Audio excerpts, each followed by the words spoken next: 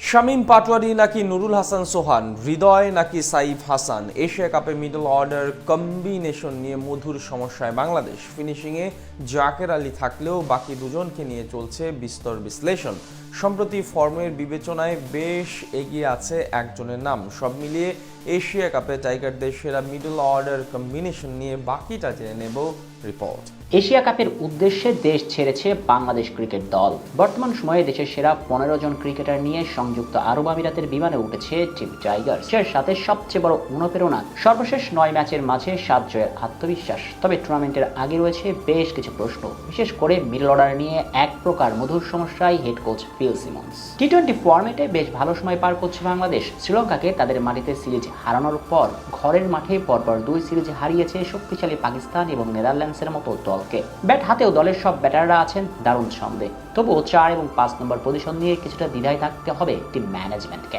সবশেষ এক বছর টাইগার মিডল অর্ডারের সবচেয়ে বড় ভরসা পরিণত হয়েছেন তাওহিদ হৃদয়। অভিষেকের পর থেকে ধারাবাহিকভাবে নিজের সামর্থ্যের প্রমাণ দিচ্ছিলেন এই ডানহাতি ব্যাটার। তবে সাম্প্রতিক সময়ে নিজের সেই পুরনো ছন্দও এক প্রকার হারিয়ে খুঁজছেন হৃদয়। চলমান বছর ব্যাট করেছেন কেবল 20 গড়ে এবং স্ট্রাইক রেট নেমে গিয়েছে 110 এর নিচে। সেখান থেকে কিছুটা পিছিয়ে থাকবেন তিনি। এদিকে দীর্ঘদিন পর জাতীয় দলে প্রত্যাবর্তন করে বেশ ভালোভাবেই নিজেকে মেরে ধরেছেন ডানহাতি অলরাউন্ডার সাইফ হাসান। নেদারল্যান্ডসের বিপক্ষে প্রথম ম্যাচে ব্যাট ও বল 2 বিভাগে ছিলেন বেশ উজ্জ্বল। সেখান থেকে 4 নম্বরের পিছনে আপাতত হৃদয়ের জন্য কিছুটা এগিয়ে থাকবে সাইফ। বিশেষ করে পার্ট টাইমার হিসেবে ব্যবহার করার জন্য একাদশে রাখতে পারে টিম ম্যানেজমেন্ট। একইভাবে এশিয়া কাপের সেরা একাদশে 5 নম্বর পজিশন নিয়েও সমস্যায় আছে বাংলাদেশ, যেখানে 2 চিরপ্রতিদ্বন্দ্বী হতে পারেন নুরুল হাসান সোহান এবং শামীম হোসেন পাটোয়ারি। দীর্ঘদিন পর জাতীয় দলে ফিরেছেন নুরুল হাসান সোহান। ডানাতি উইকেট কিপার ব্যাটসম্যানকে দেওয়া হয়েছে মূলত ঘরোয়া লিগে ধারাবাহিক পারফরমেন্স করার সুবাদে। এছাড়াও ডাচদের বিপক্ষে তৃতীয় টি-20 ম্যাচে সুযোগ পেয়ে বেশ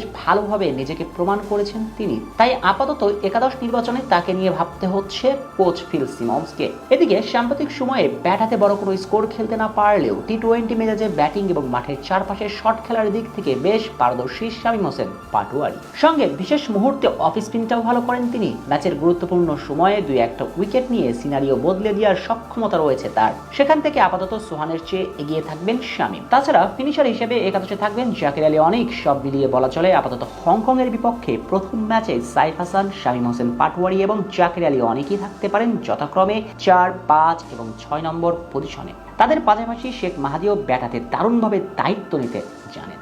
সর্বশেষ 9 ম্যাচের মাঝে 7 জয়ের আত্মবিশ্বাস। তবে টুর্নামেন্টের আগে রয়েছে বেশ কিছু প্রশ্ন, বিশেষ করে মিডল অর্ডার নিয়ে এক প্রকার মধুর সমস্যায় হেড কোচ ফিল সিমন্স। টি-20 ফরম্যাটে বেশ ভালো সময় পার করছে বাংলাদেশ। শ্রীলঙ্কাকে তাদের মাটিতে সিরিজ হারানোর পর ঘরের মাঠে পরপর 2 সিরিজ হারিয়েছে শক্তিশালী পাকিস্তান এবং নেদারল্যান্ডসের মতো দলকে।